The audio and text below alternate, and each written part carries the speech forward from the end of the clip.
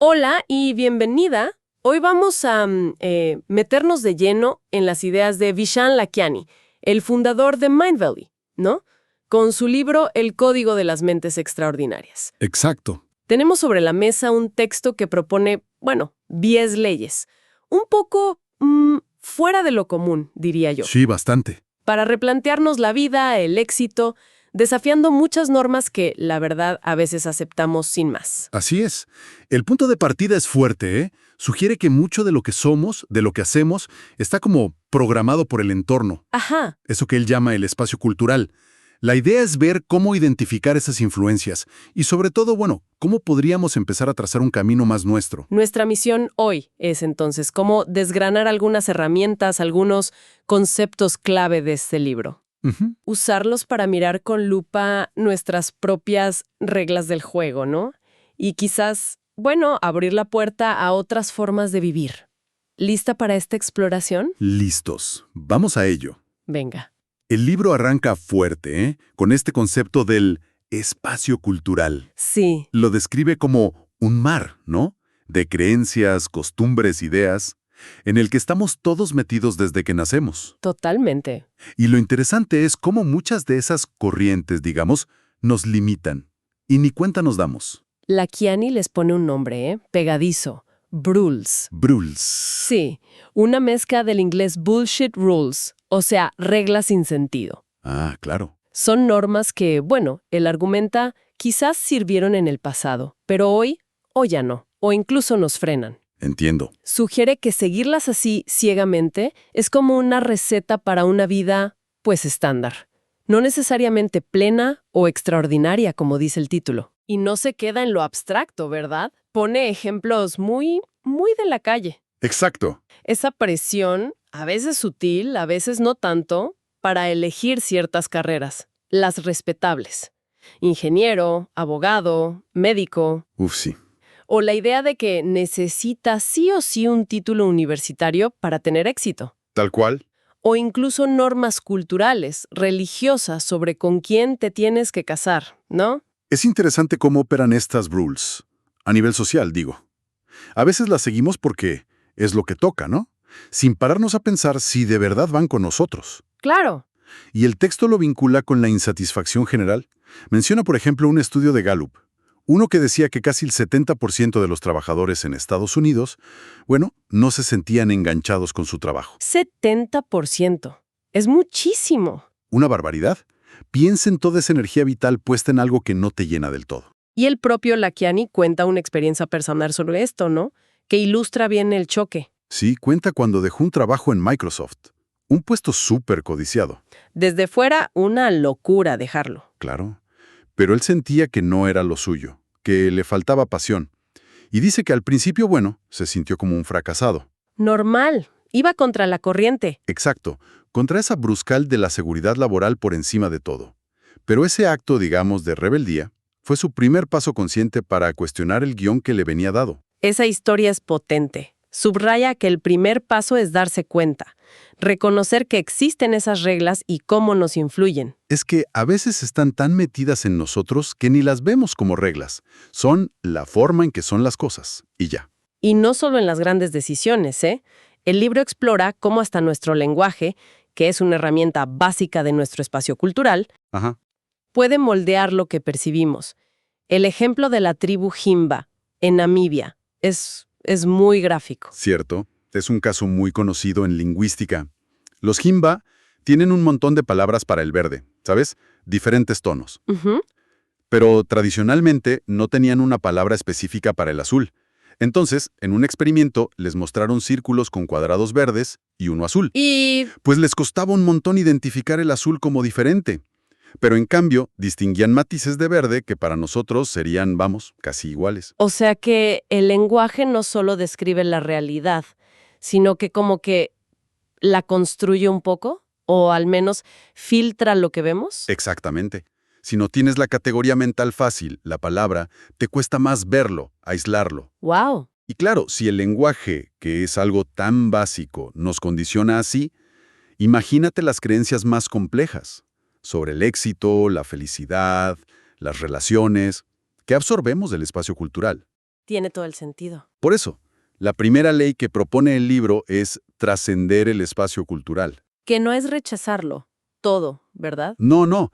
Es más bien desarrollar la capacidad de mirar esas reglas, de evaluarlas con ojo crítico y elegir conscientemente cuáles nos sirven, cuáles modificamos y cuáles, pues, descartamos. Y eso implica también, según el libro, mirar de frente nuestra relación con la seguridad, con el fracaso. Ujú. Menciona a Elon Musk, no para ponerlo en un pedestal, sino para señalar eso que él mismo llama su alta tolerancia al dolor o al fracaso. Sí, lo usa como ejemplo de alguien que parece operar fuera de esa rule tan común de evita el fracaso a toda costa. Claro. La idea que saca de ahí es que la capacidad de levantarte después de tropezar, de aprender del error en lugar de quedarte paralizado por el miedo a fallar, eso es clave para innovar, para salirte del camino marcado. Mientras que el espacio cultural muchas veces nos vende una ilusión de seguridad. Exacto, que nos puede mantener cómodos, sí, pero a costa de no crecer, o de no vivir una vida tan auténtica como podríamos. Vale, entonces, si empezamos a identificar y cuestionar estas reglas heredadas, ¿cómo pasamos a la acción? ¿Cómo construimos algo más personal? Ajá. Aquí es donde el libro introduce la idea de la ingeniería de la conciencia. Suena un poco a ciencia ficción, ¿no? Sí, suena potente, pero es más bien una metáfora. Es un modelo para entender nuestro autodesarrollo. A ver, cuéntame. Propone que nuestro mundo interior funciona con dos componentes principales, que podemos entender y, lo más importante, actualizar. Son los modelos de realidad y los sistemas de vida. Desglosémoslo. Modelos de realidad serían nuestras creencias, nuestras verdades personales sobre cómo funciona el mundo, quiénes somos, de qué somos capaces. Exacto. Es como el hardware conceptual, las gafas con las que miramos todo. El sistema operativo de la mente. Algo así, sí. Y los sistemas de vida serían el software. O sea, los hábitos. Los hábitos diarios, las rutinas, cómo hacemos las cosas. Trabajar, amar, aprender, cuidarnos. Las prácticas concretas. Y la clave, entiendo, es que ambos se pueden actualizar. Esa es la idea. Igual que no usamos un ordenador con software de hace 20 años, ¿no? La propuesta es revisar y actualizar esos modelos mentales y sistemas de vida, para que no se queden viejos y nos permitan crecer. Correcto. Y para mostrar el poder que tienen sobre todo los modelos de realidad, el libro usa estudios bastante llamativos. Uno es el de las camareras de hotel, de Ellen Langer y Alia Crum. Sí, ese es famoso. Recuérdanos un poco. Pues tomaron a un grupo de camareras, unas 84. Muchas no veían su trabajo, que es súper físico, limpiar 15 habitaciones al día. Uf, agotador. Ujú. No lo veían como ejercicio válido. Entonces a la mitad del grupo les dieron una charla. Les explicaron que lo que hacían cada día no solo cumplía, sino que superaba las recomendaciones de ejercicio. Les cambiaron el modelo de realidad sobre su trabajo. Exacto. Lo que haces sí es ejercicio. ¿Y qué pasó? ¿Empezaron a hacer más ejercicio fuera del curro? No. Ahí está lo interesante. Sin cambiar nada de su rutina laboral, 4 semanas después, el grupo que recibió la charla mostró mejoras físicas, medibles. ¿En serio? ¿Cómo cuáles? Pues una pequeña pérdida de peso, bajó la presión arterial, mejoró el índice de masa corporal, la grasa corporal, comparado con el grupo que no recibió la charla. ¡Wow! O sea, ¿solo cambió su percepción? ¿Su creencia? Su modelo mental sobre si su trabajo contaba como ejercicio. Es una demostración súper clara de la conexión mente-cuerpo y del poder de nuestras creencias sobre la biología, casi como un efecto placebo aplicado al ejercicio, ¿no? Exactamente. Sugiere que lo que creemos sobre una actividad puede influir en los beneficios que sacamos de ella. Tremendo. Y esta influencia de las creencias no se queda solo en nosotros, ¿eh? El texto también recuerda el famoso efecto Pigmalión. El de Robert Rosenthal. Ah, el experimento con los maestros y las expectativas, ¿verdad? Ese mismo. A unos maestros les dijeron falsamente que ciertos alumnos, elegidos al azar, tenían un potencial intelectual brutal. ¿Y el resultado? Pues que al final del año escolar esos alumnos habían progresado académicamente mucho más que sus compañeros. Las expectativas de los maestros, aunque basadas en información falsa, Parece que influyeron en cómo interactuaban con esos niños y al final en su rendimiento real. lo cual nos pone sobre la mesa una responsabilidad importante, ¿no? Nuestras expectativas, nuestros modelos sobre los demás, pueden tener un impacto real en ellos. Totalmente. y nos invita a mirar nuestras propias creencias de fondo, especialmente las que nos limitan, a nosotros o a nuestras interacciones. Y Lakiani comparte sus propias luchas con esto, ¿eh? Cuenta una anécdota con un monje en Fiji, Sí, que le dijo así a bocajarro que percibía en él baja autoestima. Y eso le hizo caer en la cuenta de un modelo oculto que tenía, la necesidad constante de demostrar que valía. también relata una sesión de hipnoterapia con Marisa Peer, donde salieron a la luz creencias de la infancia, tipo, para ser un buen profesor hay que sufrir o no destaques mucho, que no es seguro. Ideas inconscientes que, según él, le estaban saboteando su relación con el éxito, con el dinero. Estas historias personales sirven para ver que esos modelos limitantes a menudo están ahí, bajo el radar, escondidos. Por eso el libro propone herramientas para sacarlos a la luz. Una es el ejercicio de las 12 áreas de equilibrio. ¿En qué consiste eso? Es básicamente como una rueda de la vida, pero más grande. Te invita a evaluar tu satisfacción en 12 áreas clave. ¿12? A ver. Relaciones amorosas, amistades, aventuras, tu entorno físico, salud y forma física, vida intelectual, habilidades, vida espiritual, profesión, ¿Cuántas? vida creativa, vida familiar y contribución a la comunidad. La idea es tener una foto panorámica, ver dónde pones tu energía y dónde puede haber desequilibrios. Quizás porque sigues modelos o sistemas que ya no te sirven en alguna de esas áreas. Es como un chequeo general para nuestra ingeniería de conciencia. Exacto, una autoevaluación completa. Entendido. Hemos hablado de cuestionar reglas externas, de rediseñar nuestro mundo interior. El siguiente paso lógico sería influir en la realidad externa, ¿no? De forma más consciente. El libro usa una frase que llama la atención: doblegar la realidad. Suena un poco grandioso. ¿Qué hay detrás? Sí, el término puede sonar casi mágico, ¿verdad? Pero la explicación que da el texto es más práctica. Describe un estado óptimo. Un estado óptimo. Sí, que se alcanza al cultivar dos cosas a la vez. Primero, una sensación real de felicidad, de bienestar ahora, en el presente, independientemente de las metas futuras. O sea, no la típica idea de seré feliz cuando consiga X. Exacto, sino cultivar la felicidad ahora. Y segundo, tener una visión clara, emocionante, significativa para el futuro. Algo que te inspire y te marque una dirección. Vale, estar bien ahora y tener un norte claro que te motive. Eso es.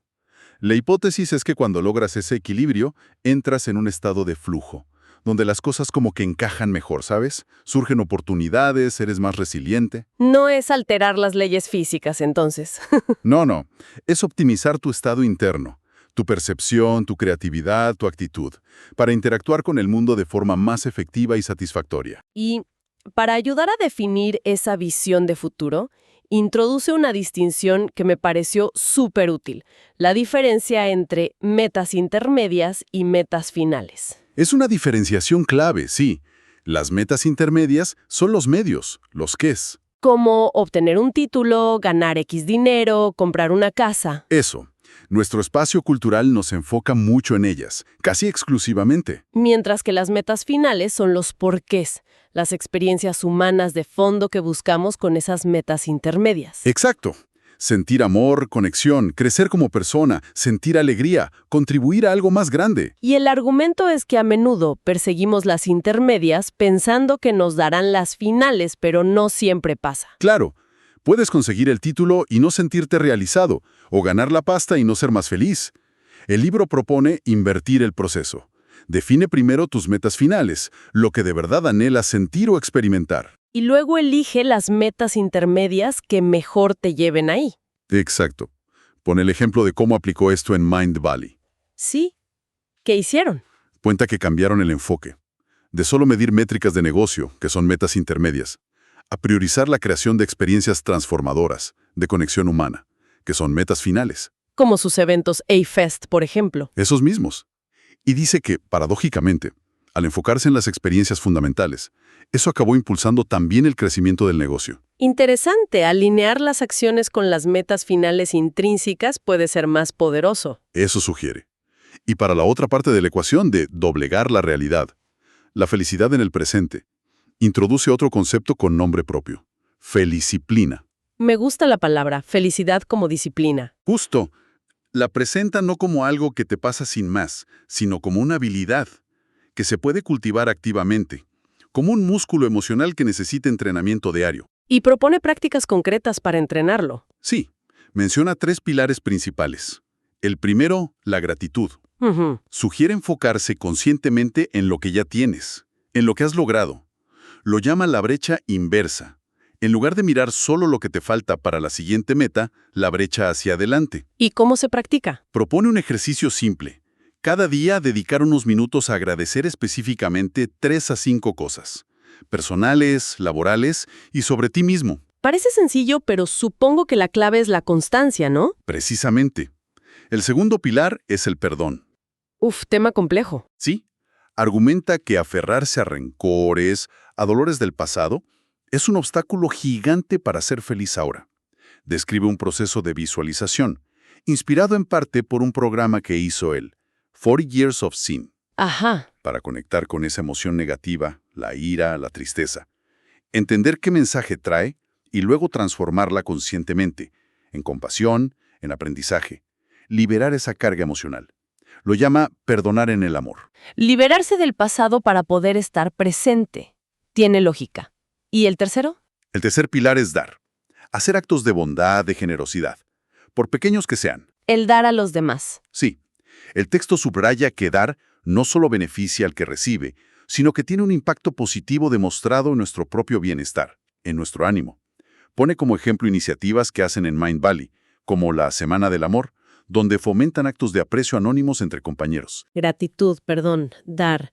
Prácticas que, bueno, son conocidas, pero aquí las enmarca como parte de una disciplina activa para la felicidad. Exacto. ¿Y todo esto hacia dónde nos lleva al final? El libro habla de encontrar una misión o vocación. Sí. El último nivel del código que propone tiene que ver con el propósito. Plantea que una vida extraordinaria no es solo éxito personal o felicidad individual, Sino, sino encontrar una forma de contribuir al mundo, algo que le dé un sentido más profundo a tu existencia. Y no se limita a la idea tradicional de carrera, ¿eh? ¿cómo lo define? ¿Hay que ser emprendedor social o algo así para tener misión? No, no necesariamente. El texto aclara que puedes tener una misión trabajando en una empresa si sus valores conectan con los tuyos. Lo llama buscar empresas con un más en humanidad. Ah, mira qué bien. O a través de proyectos personales, voluntariado. O incluso en cómo enfocas tus relaciones familiares o con tu comunidad. Es más bien alinear lo que haces con un sentido de contribución que te trascienda. Y relacionado con esto, introduce otro concepto bastante potente en inglés, ser inalterable, un fuckwithable. ¿Qué significa eso en este contexto? Describe un estado de calma, de fortaleza interior. Ecuanimidad. Ujú. Es la capacidad de mantenerte centrado, en paz, sin que las críticas o los halagos de fuera te muevan demasiado el piso. ¿Y de dónde nace esa fortaleza? Según el libro, de 2 fuentes. Una convicción interna profunda de ser suficiente tal como eres. La autoaceptación. Sí. Y 2, de enfocar tu energía en metas autoalimentadas. Metas autoalimentadas, ¿cómo es eso? Se refiere a esas metas finales que dependen sobre todo de ti, no de la validación externa o de las circunstancias. Por ejemplo, la meta de estar siempre rodeado de amor, que puedes cultivar desde dentro y en tus relaciones cercanas. Claro, eso depende de ti. O estar siempre aprendiendo y creciendo. Eso depende de tu actitud, de tus acciones. Cuando tu sentido de valía y tus metas principales vienen de dentro, eres menos vulnerable a las tormentas de fuera. Entiendo. Te vuelves más inalterable. Algo así. Y para ayudar a integrar muchas de estas ideas en el día a día, el libro propone una herramienta concreta, la meditación de 6 fases, Ah, ¿sí? ¿Qué tiene de especial? que no es una meditación pasiva, de poner la mente en blanco. Es más bien un ejercicio mental guiado, de unos 15-20 minutos, pensado para la vida moderna. ¿Y qué incluye? Combina varios de los elementos que hemos hablado. Cultivar la compasión, practicar la gratitud, ejercitar el perdón, visualizar tu visión de futuro, planificar mentalmente un día ideal y conectar con un sentido de bendición o propósito mayor, según las creencias de cada uno, claro. Es como un paquete de entrenamiento mental diario. Exacto, un resumen práctico. Bueno, hemos recorrido bastante terreno explorando las ideas de El Código de las Mentes Extraordinarias. Si tuviéramos que resumir el mensaje central, parece una invitación a despertar del piloto automático, Totalmente. a cuestionar activamente las reglas del juego que heredamos y a asumir un rol de diseñador consciente de nuestra realidad, tanto interna como externa. Exacto. Es un llamado a la introspección, sí, pero sobre todo a la acción deliberada. Desde pillar cuáles son nuestras reglas sin sentido personales. Esas rules. Esas brulles que seguimos sin darnos cuenta. Hasta implementar prácticas diarias como la gratitud o el perdón para cultivar el bienestar. Y reorientar nuestras metas hacia lo que de verdad nos mueve por dentro, más allá de las presiones sociales. Es como un mapa propuesto para pasar de una vida reactiva a una vida más elegida. Eso es. Para quienes sientan curiosidad y quieran profundizar más, el texto menciona que el libro tiene complementos online, una app, entrevistas, ejercicios guiados, una comunidad. Sí, parece que hay más información en mindvalley.com extraordinary. Lo mencionan en el libro. Bueno saberlo. Quizás una reflexión interesante para llevarse de toda esta charla podría ser esta. Si tuvieras que identificar una sola regla sin sentido, una que sientas que es heredado de tu propio espacio cultural, familiar, social, profesional, y que quizás te está limitando ahora mismo, tu crecimiento, tu felicidad, ¿cuál sería?